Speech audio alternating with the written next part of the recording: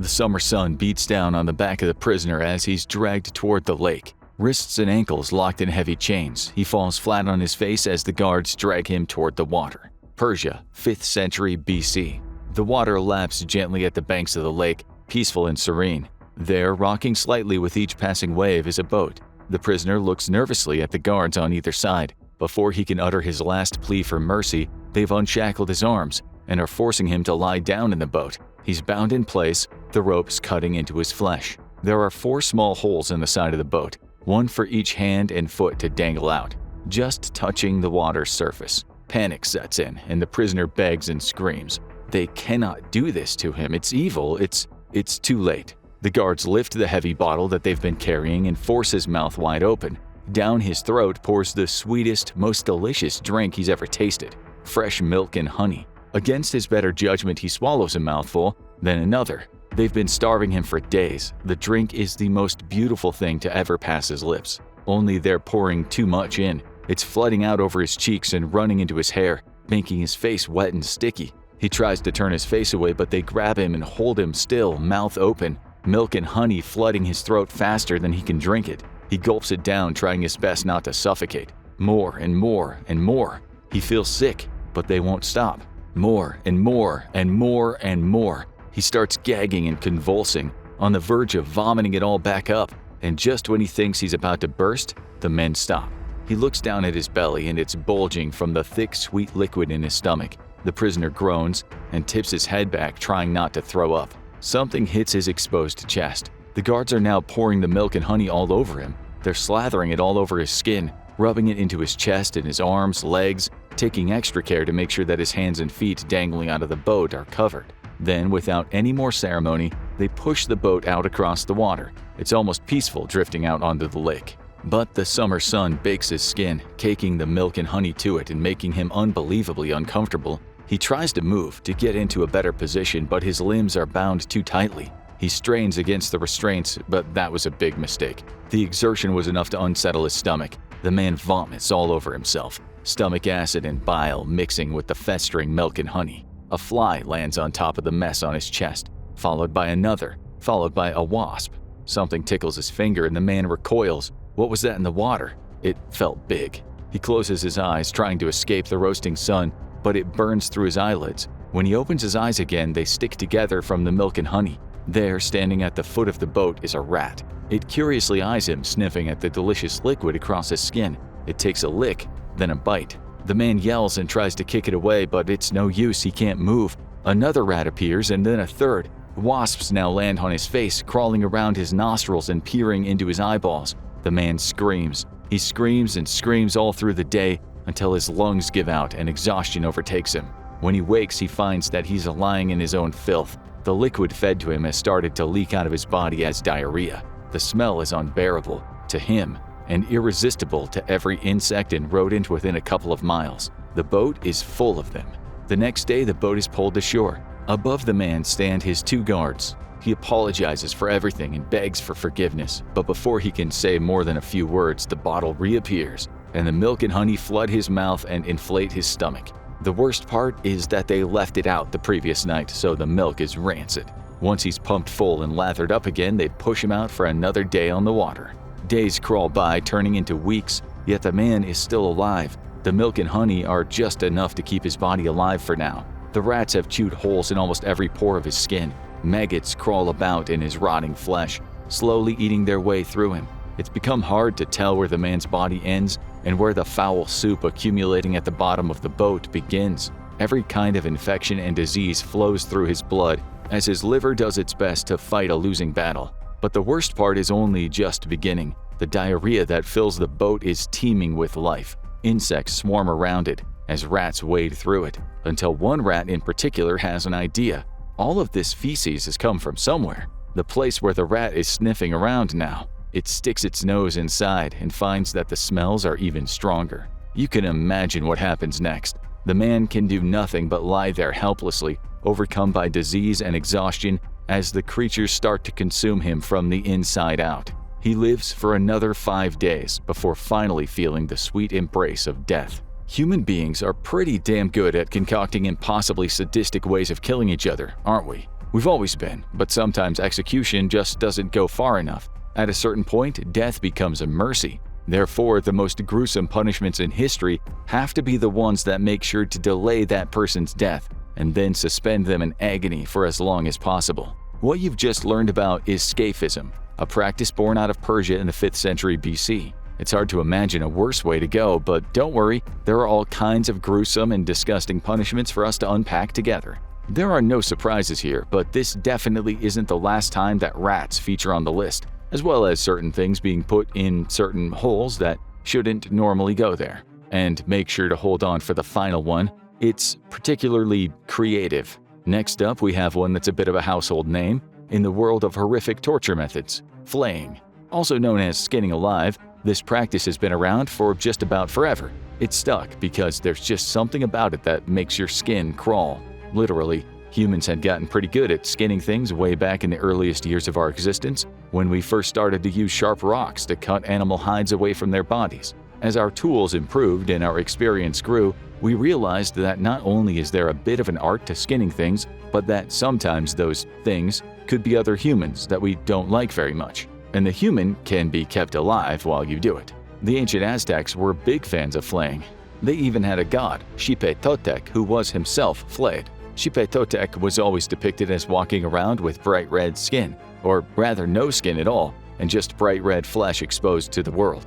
He was the god of a lot of things: life, death, rebirth, agriculture, vegetation, the east, spring, goldsmiths, silversmiths, liberation, deadly warfare, the seasons, and the earth in general. It's a pretty broad job description. As such, if you wanted to please him and be blessed in one of those areas, then what better way to offer him a sacrifice than by flaying a person? When European explorers first discovered the Aztecs, they discovered all of these extraordinarily graphic stories about human sacrifices and gruesome rituals. Historians have believed that these accounts were all greatly exaggerated, but archaeological evidence has been uncovered in the last 10 years that there's probably quite a bit of truth to the stories after all. Flaying a person has historically been viewed as a meticulous process, akin to wrapping a present neatly. Instead of laboriously removing bits one by one, cultures across time have sought to accomplish it swiftly and cleanly. Traditionally, a sharp knife and patience were the essential tools. A careful initial incision, typically starting at the head or sometimes elsewhere, served as a starting point. The goal was to delicately navigate between the layers of skin, aiming to reach a depth that ensured thoroughness while leaving the underlying tissue undisturbed. Once the delicate task began, the layers were gradually peeled away. However, often an overlooked aspect is dealing with the intricate network of nerves within the skin.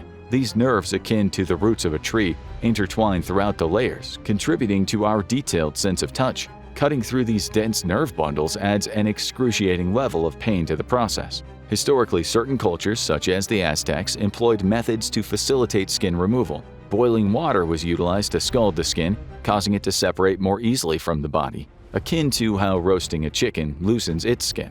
Yet perhaps the most distressing aspect of flaying is the realization that the skin lacks major blood vessels. While there are small capillaries and minor veins, they're insufficient to cause rapid blood loss. Consequently, individuals subjected to this ordeal could endure prolonged agony without succumbing to bleeding out, though shock or stress-induced complications might eventually lead to demise, making their experience truly harrowing. Best not to think about what would happen if somebody started to rub salt onto your wounds too. Next up, we're heading to Old London Town with one of Britain's most disgusting forms of punishment in the country's punishment haven, the Tower of London. Housed in the dingy cellars and basements beneath the tower was one of the most feared dungeons, one that would strike fear into the hearts of criminals across England's capital, the Rat Dungeon. Told you there'd be more rats on the list. Prisoners would be dragged down flights of stairs into a wet, stinking dungeon that was totally dark. They'd be shackled down there, left alone as the last light from the guards' burning torches steadily disappeared back up the winding staircase. Then there was nothing left for the prisoner to do but wait in the darkness. You see, this dungeon was built alongside the connected River Thames, which has never been known to be the cleanest water in the world. Right up until only a few centuries ago, Londoners would throw all their sewage into the Thames, poisoning it and making it a hotbed for rodents and disease. The Rat Dungeon wouldn't be so bad when the river level was low. You would just be lying there on the rocky floor, shackled in total darkness, shivering with cold and terror. Not that bad, right?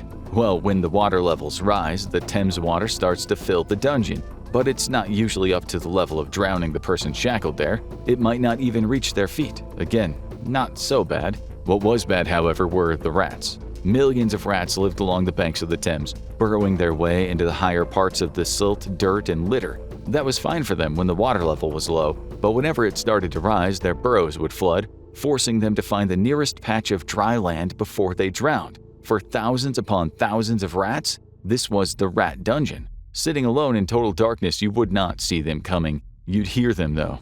Hundreds of little disease-ridden bodies scampering over each other, squeaking with fear and hunger. Then you'd feel them, brushing past you on their way to higher ground before stopping to have a sniff. You've been down here quite a while now. You're starting to stink. It must smell good to a rat. One or two of them could take a tentative bite, then more and more until you're being nipped all over. In the dark, you can't see where they are. You can just feel them climbing all over you, sinking their teeth into your flesh. One rat won't kill you. Instead, you just have to lie here and wait for hypothermia, disease, or dehydration to take you.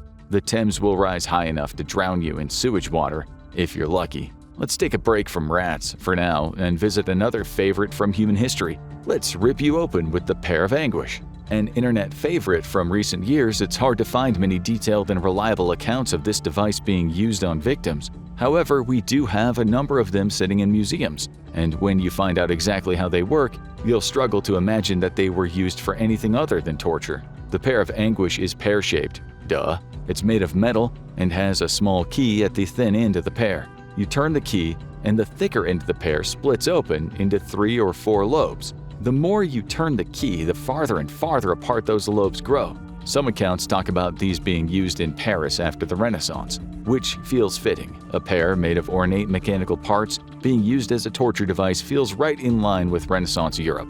Some accounts talk about the pear being inserted into the victim's mouth and gradually opened, stretching wider and wider until bones start popping out of joints and cheeks start tearing. There are a lot of other torture methods that would have caused more pain across the whole body, but the psychological aspect of the Pear of Anguish easily makes it one of the most horrifying punishments in human history. Brace yourself, because the next one, you guessed it, involves rats. There are all kinds of creative ways that people have used rats over the years to torture their victims. The rat dungeon and scaphism are fairly indirect compared to some methods. In India, victims would be forced to wear baggy pants tied up tightly around their waist and ankles. Starving rats would then be tipped into their pants, filling them with writhing, aggressive vermin.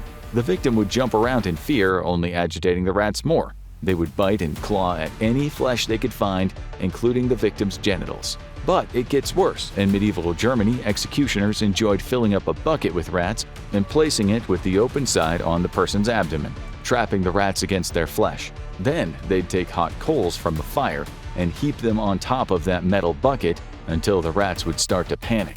Driven into a frenzy by the extreme heat, the rats would try to get out any way they could. They couldn't escape through the walls of the metal bucket, so their best option was to go down to the soft flesh beneath them. This leads us to our final disgusting punishment for our world tour of gross. This method popped back into public consciousness in 2019 in the film Midsommar, and we're not talking about flaying again. That film drew heavily from pagan and Norse traditions in Scandinavia.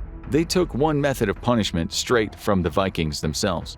In all of human history, there have been some pretty brutal regimes, but few have come close to the sheer savagery of the Vikings. Known for raiding towns full of innocent people, where they would plunder, murder, and commit all kinds of horrific acts against men, women, and children, the Vikings had real first-hand experience with the darkest acts that one human could perform on another. It was born out of this bloodbath of a people group that we find our final torture and execution method of the video, the Blood Eagle. We learn about this method of execution from late skaldic poetry. It was a kind of special ritual reserved only for specific victims and was incredibly technical to pull off effectively while keeping the victim alive. Harder even than flaying someone from head to toe. It required extreme precision from the executioner to inflict the maximum amount of pain and psychological trauma possible to keep the victim alive for as long as possible. The Blood Eagle gets its name from the victim having been touched by an eagle. The victim would be forced to lie down on their front, most likely tied down tightly. A sharp blade would slice open the skin on their back, which would then be pulled back to reveal their spinal cord and the back of their ribs. Cutting carefully along the places where the bones joined, the executioner would separate the ribs from the spine one by one. The ribs would then be wrenched away from the spine, creating large gaps in the victim's back and giving the executioner access to their internal organs. Their lungs were the target. The executioner would reach in and pull the lungs up and out of the holes in their back, stretching them out and suspending them out of the victim's back like a pair of bloody wings, hence the name Blood Eagle. With any luck, the victim would still be alive at this point, and they'd be forced to endure their lungs being squeezed and stretched and pulled out of position as they would lie there suffocating and bleeding out at the same time, waiting for whichever one would come first. Which do you think was the worst? Out of all these disgusting punishments, which would you be most terrified of? Let us know in the comments below. Then check out Worst Punishments Designed to be Worse Than Death, Medieval Ages, or watch this video instead.